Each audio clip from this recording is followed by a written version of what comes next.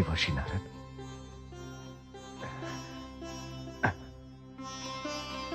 देवर्षि नारद, प्रणाम। आयुष्मान भव। देवर्षि, कदाचित आपको स्मरण होगा कि आपके परामर्श पर मेरे पिता श्री महाराज सगर ने अश्वमेध यज्ञ का आयोजन किया था। हां, मुझे स्मरण है, और इस बात का भी कि तुमने उसका विरोध किया था। हां देवर्षि, क्योंकि मैं भयभीत था अपने 60,000 भाइयों के आचरण से। किंतु देवर्षि, एक समस्या उत्पन्न हुई है। कैसी समस्या? देवर्षि, ना तो अश्वमेध का अश्व वापस आया और ना ही मेरे भाई। पता नहीं वे सबके सब कहां चले गए। पुत्र असमंजस, तुम्हारे पिताश्री को अश्वमेध यज्ञ करने का परामर्श मैंने ही दिया था, तो इसके पीछे कोई कारण भी रहा होगा। कारण? क्या कारण था देवर्षि? कारण जानकर क्या करोगे पुत्र? हां, मैं ये बात अवश्य बता सकता हूं कि वह अश्व कहां है। कहां है वो अश्व देवर्षि, कहां है? वह अश्व कपिल मुनि के आश्रम में है। कपिल मुनि के आश्रम में? हां। और मेरे भाई? इसका उत्तर भी तुम्हें कपिल मुनि के आश्रम जाकर ही मिलेगा। नारायण नारायण।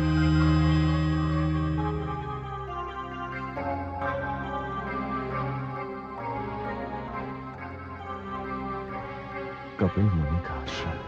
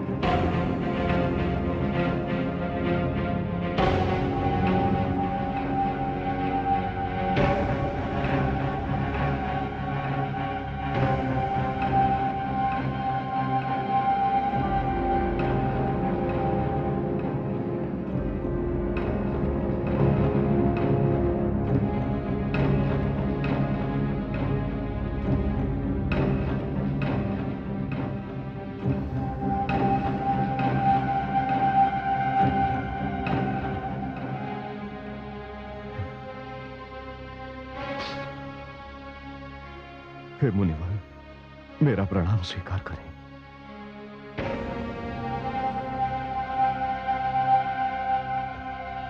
कौन हो तुम?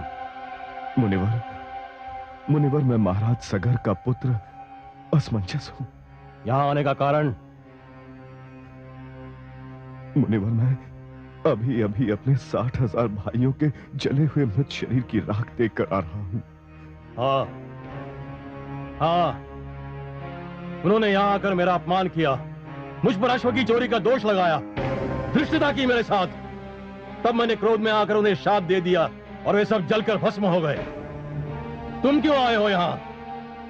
हे मुनिवर, मैंने अपने पिताश्री को चेतावनी दी थी कि वे ये अश्वमेध यज्ञ ना करें, क्योंकि मैं अपने उत्पाती भाइयों का स्वभाव जानता था। किंतु मुनिवर, परिणाम वही हुआ जिसका मुझे भय था। तो क्या तुम भी मुझे दोषी समझते हो? नहीं मुनिवर, कदापि नहीं। उनकी धृष्टता के लिए मैं आपसे क्षमा याचना करता हूं मुनिवर।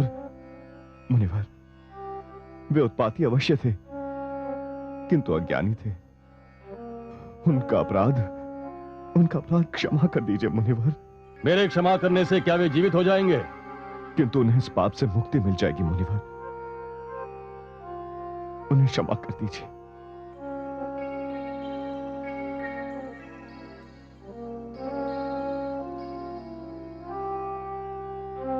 उठो वत्स। जो कुछ भी हुआ उसका खेद है मुझे, किंतु होनी को कौन टाल सकता है। मुनिवर, मेरे भाई उत्पाती अवश्य थे, अपराधी भी थे, किंतु इसमें मेरे पिताश्री का कोई दोष नहीं। हाँ वत्स, ये सत्य है, इसमें तुम्हारे पिता का कोई दोष नहीं।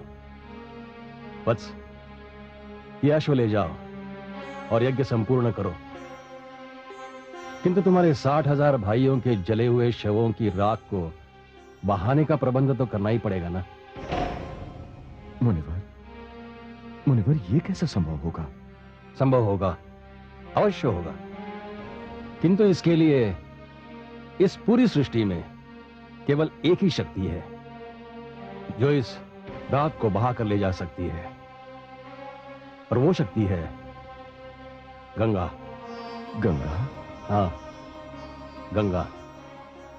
किंतु इस समय गंगा ब्रह्मलोक में ब्रह्मा जी के कमंडल में है, उसे वहां से निकालकर धरती पर लाना पड़ेगा। किंतु मुनिवर, कौन लाएगा गंगा को धरती पर? वत्स, ये कार्य करेगा तुम्हारा पौत्र भगीरथ।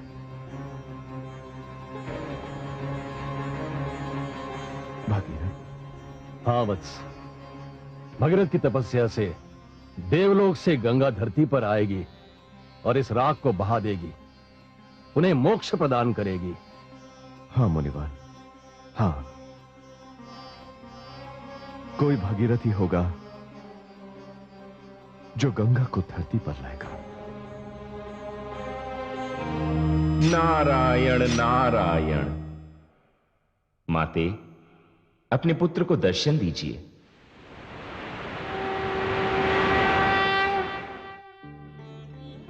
प्रणाम माते। माते, आज मैं बहुत प्रसन्न हूं। मैंने आपको जो आश्वासन दिया था वो पूरा होने का समय आ गया है।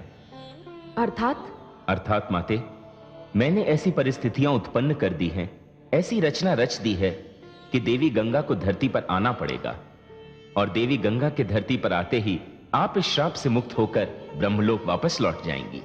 किंतु पुत्र, देवी गंगा को धरती पर लाने में कौन सा फल होगा? देवता, दानव या मानव? माते, ये सौभाग्य तो केवल मानव को ही प्राप्त हो सकता है। मानव को? हाँ माते, मानव। मानव? कौन है वो? इक्ष्वाकु वंश का राजकुमार भगीरथ। भगीरथ? हाँ माते, भगीरथ के ही प्रयास से देवी गंगा धरती पर वापस आएंगी। प्रणाम माते।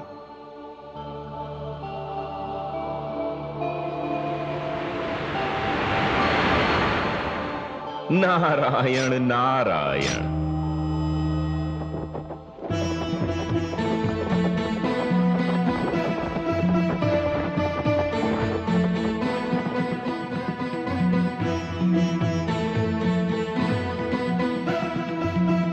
सारथी, उस आश्रम की ओर चलो।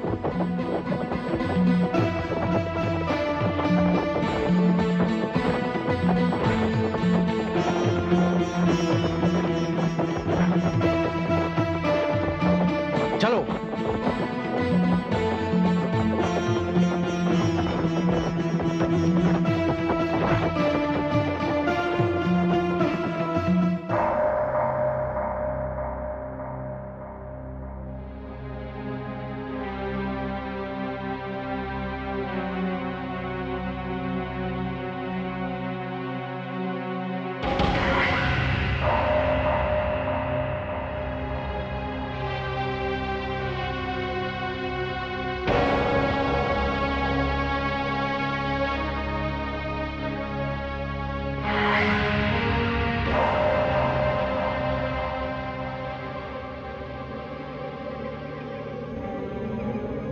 हे पुत्र, हे भगीरथ, हमारा उद्धार करो।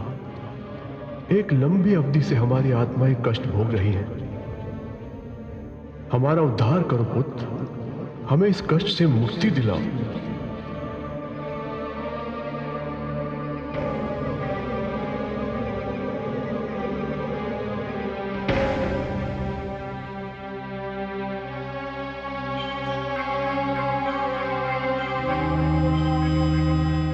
नारायण नारायण। देवर्षि, प्रणाम देवर्षि। आयुष्मान भव। क्या देख रहे हो? देवर्षि, मैं तो आखेट के लिए निकला था। एक हिरण का पीछा करते करते यहां तक आ गया। वो हिरण तो मेरी आंखों से ओझल हो गया देवर्षि। ऐसा लगता है वो हिरण मायावी था। किंतु देवर्षि, ये सब क्या है? इन रात की ढेरियों से निकले हुए ये लोग कौन थे जो मुझे पुत्र कहकर संबोधित कर रहे थे? वे क्या चाहते थे मुझसे? महाराज भगीरथ, इन रात की ढेरियों से निकली हुई ये आपके पितरों की आत्माएं थीं। मेरे पितरों की आत्माएं? हां महाराज, आपके पितरों की आत्माएं। किंतु देवर्षि, ये रात की ढेरियां, ऐसा प्रतीत होता है कि यहां कोई भयानक अग्निकांड हुआ हो। महाराज भगीरथ, क्या आप इस अग्निकांड के विषय में कुछ नहीं जानते? नहीं देवर्षि, यदि आप जानते हैं तो मुझे बताइए। महाराज, ये सब कपिल मुनि के शाप से भस्म हो गए थे। इनका उद्धार केवल आप कर सकते हैं। मैं? हां महाराज, आप। आपके पितरों की आत्माएं आपके प्रयत्न की प्रतीक्षा कर रही हैं महाराज। इनकी मुक्ति केवल आपके द्वारा हो सकती है। किंतु देवर्षि, यह कार्य मैं किस प्रकार कर सकता हूं? महाराज, इस कार्य के लिए आपको पतित पावनी गंगा को धरती पर लाना होगा। गंगा? देवर्षि, गंगा धरती पर कैसे आएगी? महाराज, आप इस घटना से अब तक अनजान थे। मैं आपको यहां तक ले आया। अब गंगा को धरती पर लाने का मार्ग तो आपको ही ढूंढना होगा। यह आपका कर्तव्य भी है और धर्म भी। मैं चलता हूं। नारायण नारायण।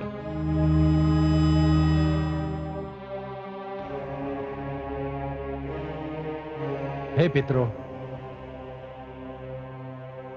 यदि पतित पावनी गंगा को यहां तक लाने से आपका उद्धार हो सकता है, तो आपका यह वंशज भगीरथ आज यह प्रतिज्ञा करता है कि वो गंगा को धरती पर अवश्य लाएगा। मुझे आज्ञा दीजिए, मैं गंगा की खोज में जा रहा हूं।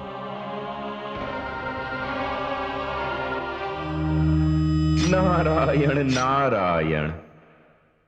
माते, माते,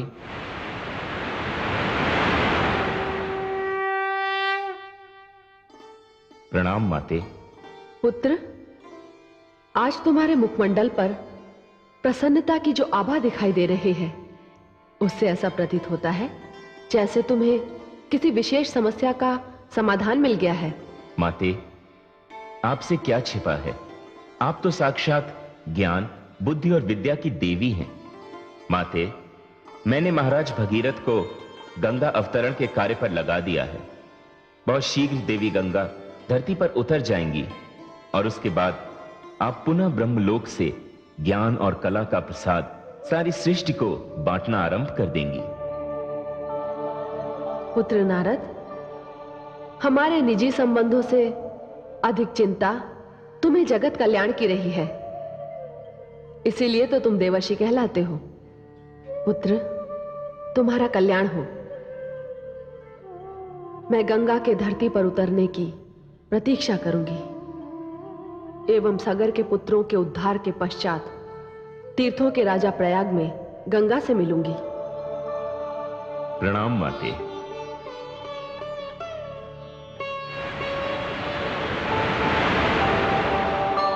नारायण नारायण।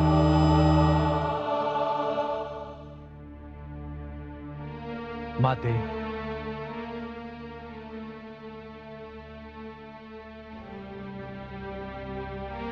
माते, आपका यह अज्ञानी बालक न जाने आज तक किस भ्रम में अपना जीवन यापन कर रहा था। मुझे आज ज्ञात हुआ है कि मेरे पितरों की आत्माएं अकाल मृत्यु के कारण भटक रही हैं और मैं अज्ञानी रात सुख का भोग कर रहा हूं, आखेट और क्रीड़ा में मग्न हूं। माते, मुझे मेरे पितरों के उद्धार का मार्ग बताइए।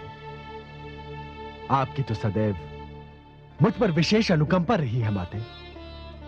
मुझे कृपा करके बताइए कि गंगा के अवतरण का मार्ग क्या है। माते, जब तक मैं आपसे इस बात का उत्तर नहीं पाऊंगा, यहीं इस प्रकार भूखा प्यासा पड़ा रहूंगा। और आप तो जानती हैं माते कि आपका ये पुत्र जब कुछ ठान लेता है तो कभी पीछे नहीं हटता। मुझे मार्ग बताइए माते, मुझे कृपा करके मार्ग बताइए, मुझे मार्ग बताइए माते। हाँ, मुझे ज्ञात है।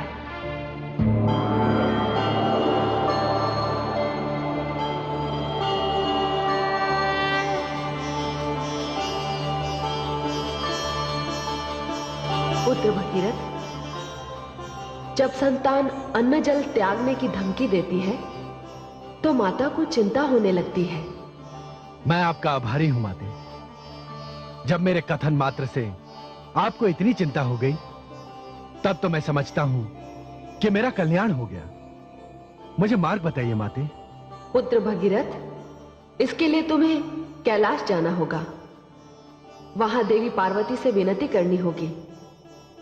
गंगा इस समय ब्रह्मलोक में है और उन्होंने ब्रह्मा जी के कमंडल में आश्रय ले रखा है। गंगा ब्रह्मलोक छोड़ने पर सहमत हो जाएं, यह कार्य केवल महादेवी पार्वती द्वारा ही संभव है, क्योंकि वे दोनों बहनें हैं। धन्यवाद माते, मैं जाऊंगा, मैं कैलाश अवश्य जाऊंगा।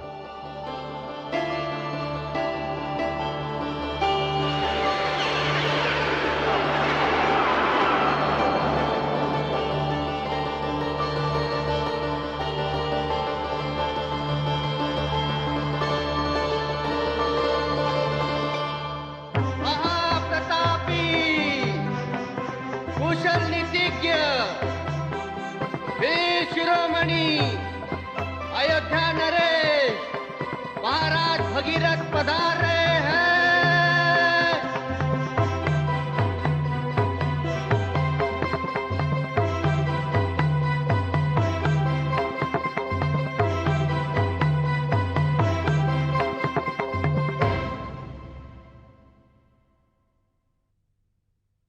महाराज की जय हो।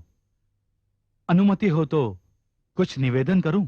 महामंत्री जी, मैं भी अपनी प्रजा से कुछ निवेदन करना चाहता हूं, किंतु आप जो कुछ भी कहना चाहते हैं निसंकोच कहिए। महाराज, ये ब्राह्मण देवता हमारे अतिथि हैं। ये उत्तराखंड से पधारे हैं और उत्तराखंड राज्य की राजकन्या के आपसे शुभ लग्न के संबंध में आपकी अनुमति लेने आए हैं। प्रणाम महाराज। हे ब्राह्मण देवता, मुझे खेद है, इस समय मैं आपको अपनी सहमति प्रदान नहीं कर सकता। क्यों महाराज, क्या हमारी राजकन्या आपके योग्य नहीं है या हमारे महाराज? नहीं ब्राह्मण देवता, आपकी राजकन्या सभी दृष्टियों और हर प्रकार से हमारे योग्य है, किंतु हमारी नियति हमारे साथ नहीं। इस समय मेरी प्राथमिकता कुछ और है। कदाचित आप सब जानते हैं कि मेरे महान पूर्वज महाराज सगर के पुत्रों की अकाल मृत्यु हुई थी। उनकी अकाल मृत्यु हुई, अब मेरी प्राथमिकता है और इस विशेष कार्य को पूर्ण करने के लिए मैंने वैराग्य लेने का निर्णय ले लिया है।